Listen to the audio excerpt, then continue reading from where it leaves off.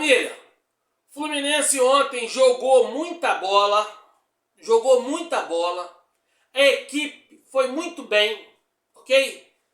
Faltou alguma coisa? Pode melhorar? Claro, mas o placar foi injusto, nós merecíamos sair com os 3 pontos, ok? Eu acho que faltou um pouquinho assim de confiança dos jogadores que entraram, acreditar um pouco mais, e os que já vêm entrando com frequência, apoiar essa rapaziada. Mas eu estou muito orgulhoso da equipe que eu vi ontem em campo. E a tendência é essa, isso tem que ser feito mais vezes, porque é maratona, 60 dias, 18 jogos, é coisa no nível de um jogo a cada 3 dias. Então tem que ser feito dessa forma, porque nós já colhemos bons frutos. Lembra que eu falo do Soteldo daqui há muito tempo? E aí, me apoia agora? E nós só não saímos com a vitória, porque o árbitro e o VAR principalmente fizeram muita força para isso. Mas eu vou falar sobre isso e muito mais. Tudo que envolveu o empate entre Curitiba e Fluminense. Esse 1-1 ficou barato com o Coxa, com todo respeito. Ficou barato para a equipe paranaense. Mas vem comigo que eu te conto muito mais. Vem comigo.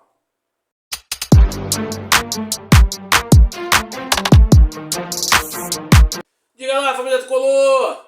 Desde já quero desejar uma Páscoa abençoada para todos vocês, para toda a vossa família. Muita saúde, muita harmonia, muita comemoração, muito ovo de Páscoa. Hoje é dia de chutar o balde, né, de meter o pé na jaca. Hoje é dia de comer chocolate, esquece a dieta e vai curtir, ok? Família, obrigado pela presença, é sempre muito bom tê-los por aqui. E já os convido a deixar o like, se inscrever no canal, ok? Muito obrigado, galera. Obrigado mesmo. Família, vamos lá. Fluminense teve uma atuação muito boa, convincente. E nós podemos evoluir, ok? Eu não vou aqui ficar com teoria babaca, falando mal de jogador, porque isso diz mais de quem está acusando do que sobre o próprio jogador, ok? Então, galera, vamos manter aqui o nível em alto padrão, vamos comentar aqui em alto padrão, e sem esse negócio de estar querendo pegar no pé de jogador, cara, porque isso é injusto, se cria um monstro por nada, apenas pela insatisfação de um que tem o poder de tratar do microfone, e esse cara faz a cabeça de muita gente, e tem muita gente que já passa a odiar o jogador com todas as forças por causa desses caras. Ok? O que fizeram ontem novamente com o Otávio foi sacanagem, bicho. Eu vou mostrar pra vocês o porquê que foi sacanagem. Tá? Só assim para poder ilustrar legal, Curitiba tem 2 jogadores muito bons. Eles têm 3 destaques. O Jaci, zagueiro, que é um bom zagueiro, que jogou bem, ok? Mas está na média. Tudo bem, é um bom zagueiro.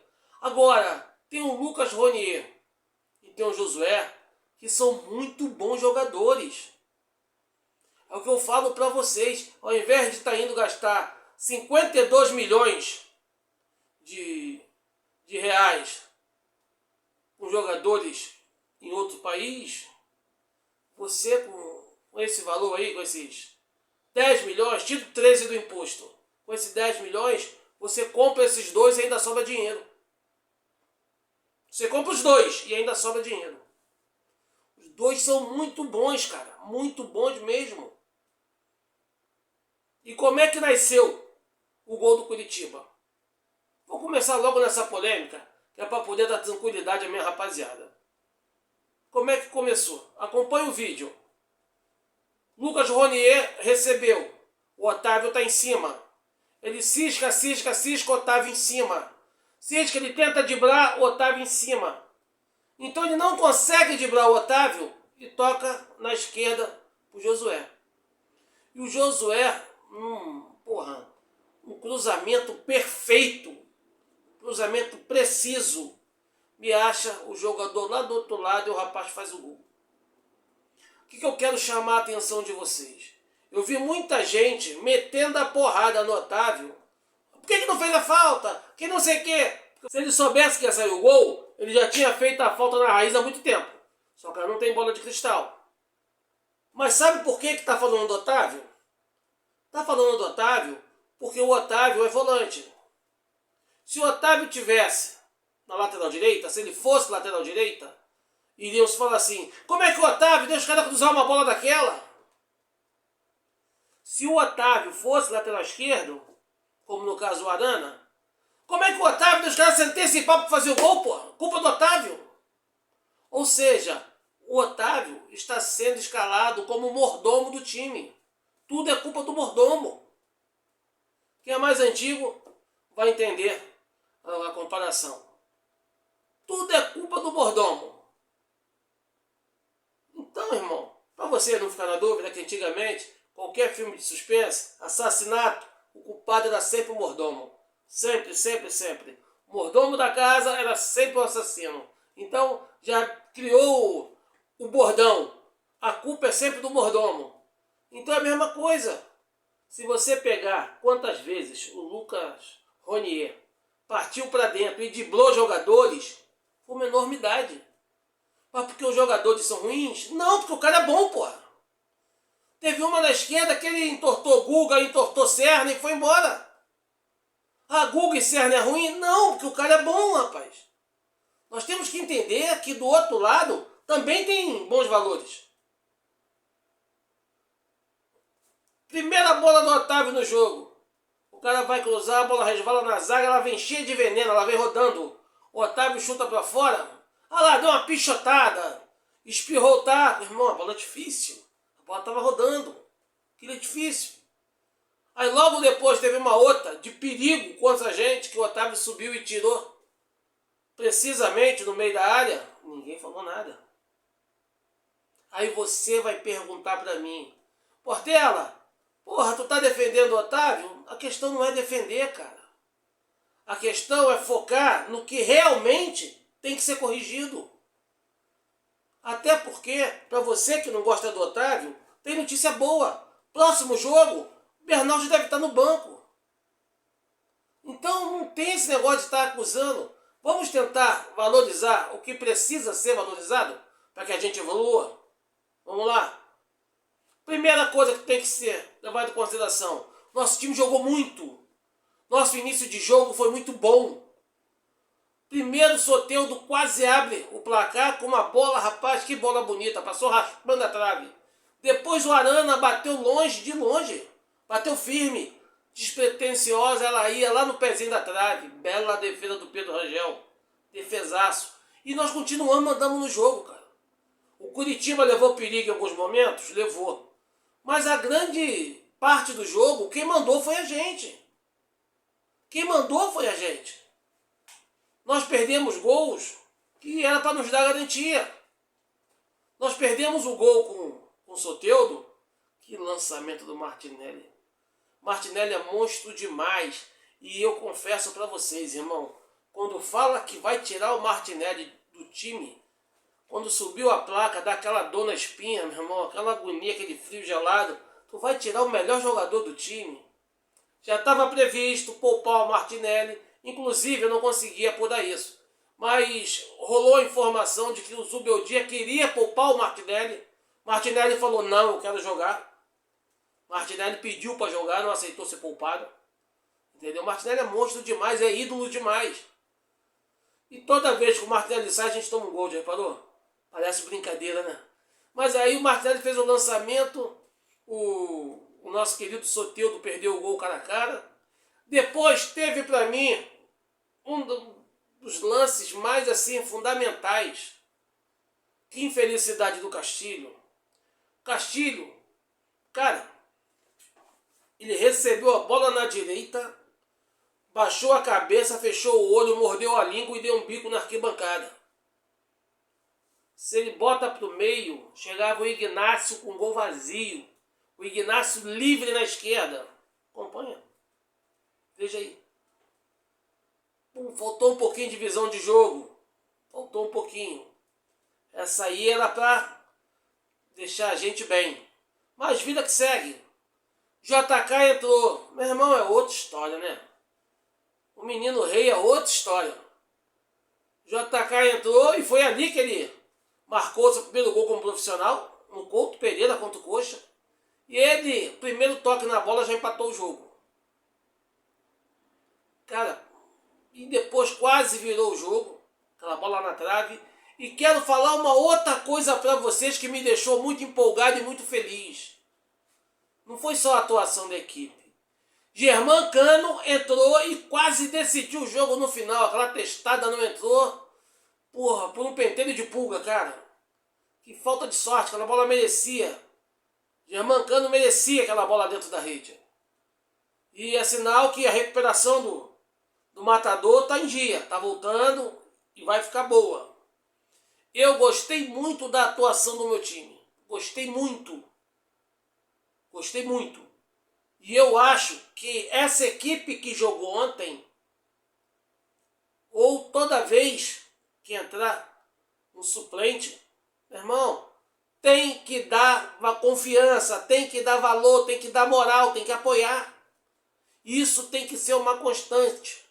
Nós temos que apoiar porque os jogadores que estão entrando, igual ocorreu ontem, tem que saber que eles têm a confiança da torcida para que eles possam desempenhar o seu melhor trabalho com tranquilidade. Isso é fundamental, ok? Agora, duas coisas que eu quero comentar com vocês para poder finalizar esse vídeo. Primeiro, a arbitragem e a atuação do VAR.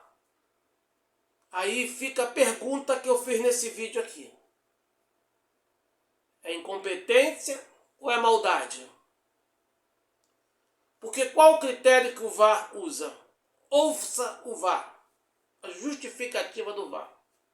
Joguei em play, tá? Klein, recomendo a revisão do lance por uma possível falta, tá? O atacante do Fluminense ele empurra o defensor e ele ainda sobe para a disputa da bola no primeiro momento, ok? Então, segundo essa justificativa, o Castilho empurrou o zagueiro do Curitiba. Tá. Mas quer dizer que agarrão pode, empurrão não. Porque o Castilho foi lá e empurrou de graça? Ou o Castilho estava tentando se livrar de um agarrão? Porque é nítido. Ele usa o critério para ver o Castilho esticando o braço e empurrando o zagueiro. Mas ele não usa o mesmo critério para ver o zagueiro com os dois braços em volta do Castilho.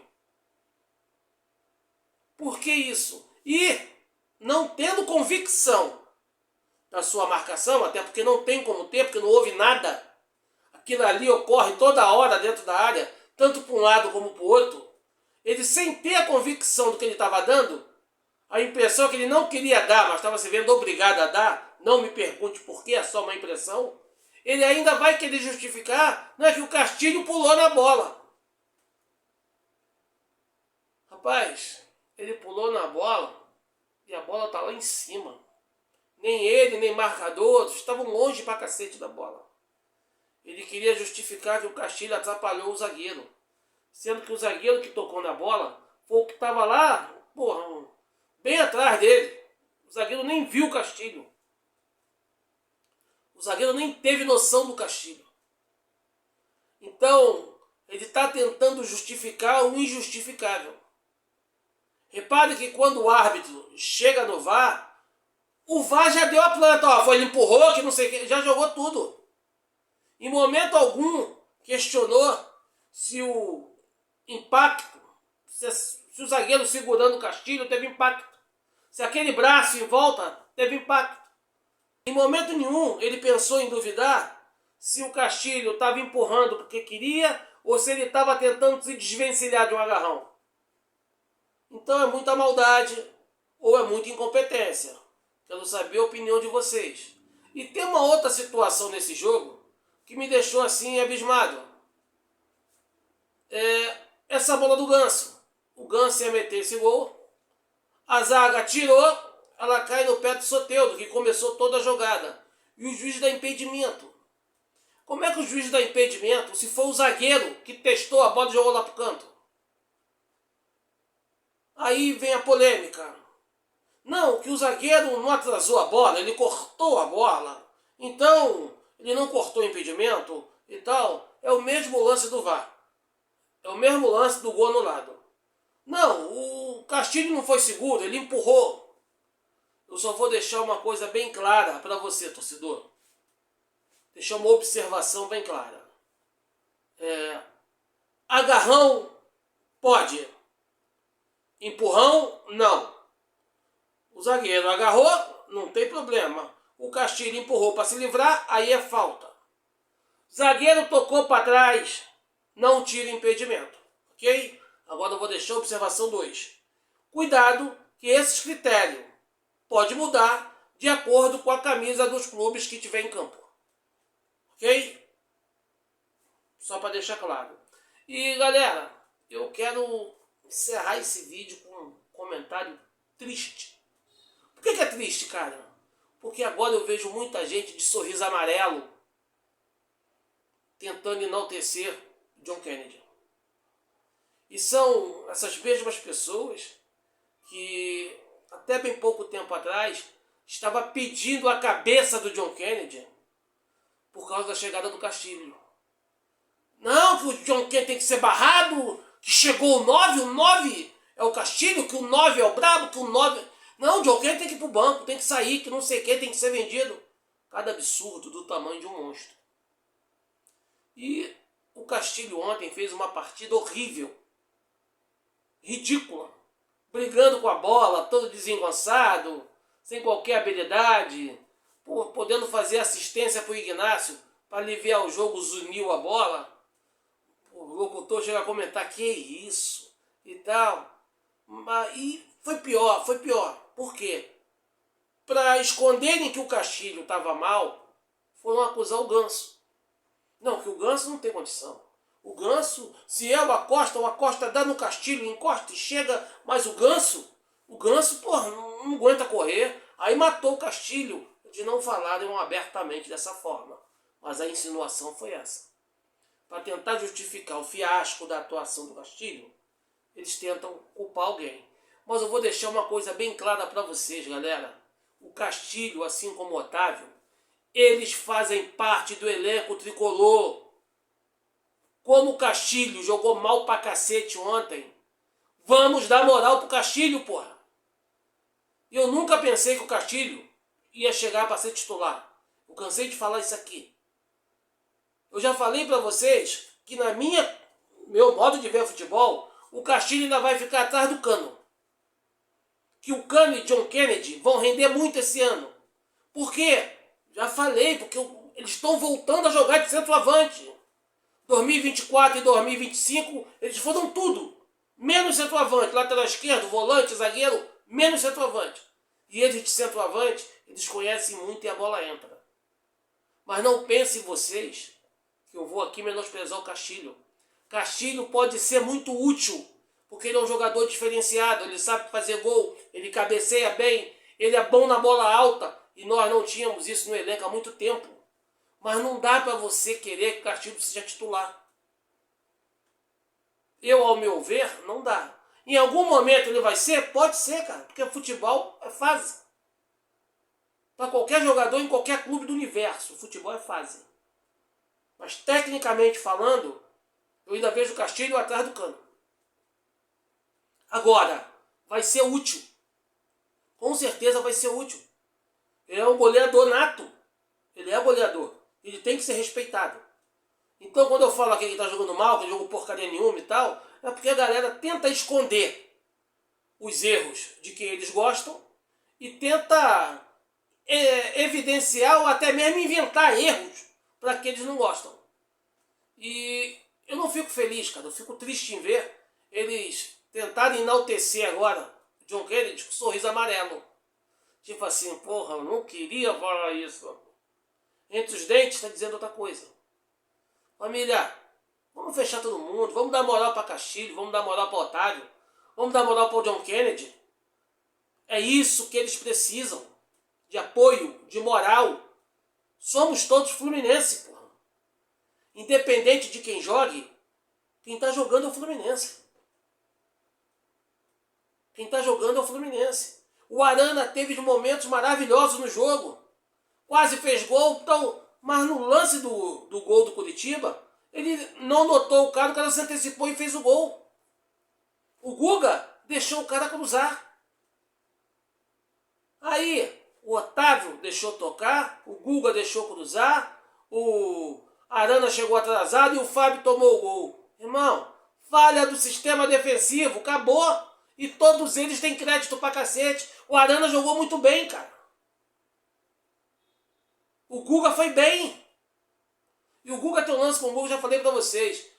Pra mim, eu botava o Samuel Xavier e o Júlio Fidelis. Deixava o Guga guardado. O Guga joga muito quando o jogo é grande, cara. Jogo grande, chama o Guga. Jogo grande, clássico, chama o Guga. Quando o jogo é grande, o Guga joga muito. Quando o jogo é mais corriqueiro, o Guga tende a não ir tão bem. Mas é um excelente jogador, cara. Isso aqui é uma brincadeira, claro. Mas nós vamos fortalecer esse elenco. Mas janela tá fechada? Vamos fortalecer com moral, com carinho, com confiança. É isso que nós precisamos fazer. Eu, pelo menos, penso dessa forma. Mas eu quero saber a opinião de vocês. Ok? Família, obrigado pelo carinho. Reitero meus votos de uma Páscoa abençoada para todos vocês. E nunca se esqueçam. Tamo junto, Fusão. Lealdade tricolor é imensa. Até a próxima, a gente se vê por aí.